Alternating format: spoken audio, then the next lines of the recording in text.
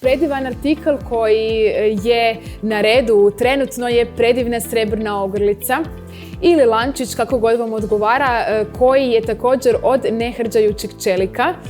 Znači otporan na vlagu i na razne nepogodnosti, tako da ga možete nositi za bilo koju prigodu, također bez obzira na vrijeme vani. Otporan je i na kišu i naravno na to ako idete negdje na bazen ili na more, svakako idealna ogrlica ili lančić za vas.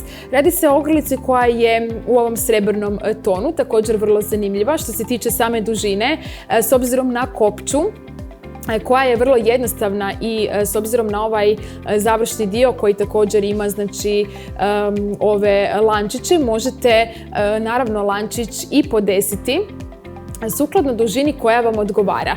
Predivan lančić koji je u ovim predivnim cvjetićima koji dolaze također u srebrnoj varijanti, pogotovo ovaj rub onako ima taj srebrni dio i sitne detalje na rubovima, to možete vidjeti na ovoj bližoj kameri. A što se tiče samih cvjetića koji su ovako u istom razmaku razmaknuti po cijeloj dužini ove srebrne niti, odnosno srebrnog lančića, oni su također u bijeloj ispuni.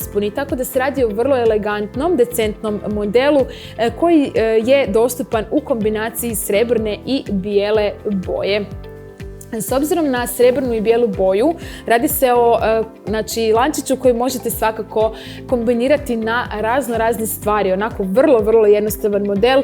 I evo također ovi cvjetići su i više nego zanimljivi. Možete ih nositi znači i na ovu stranu ako želite onako da budu srebrni. Ako vam se ne sviđa ova bijela ispuna, možete naravno to i okrenuti na drugu stranu. U tom slučaju se radi o srebrnim cvjetićima koji ovako podsjećaju na djetelinu sa 4 lista. Kažem, vrlo jednostavni za kopčenje. Također u pitanju je nehrđajući čelik, svakako to imajte na umu.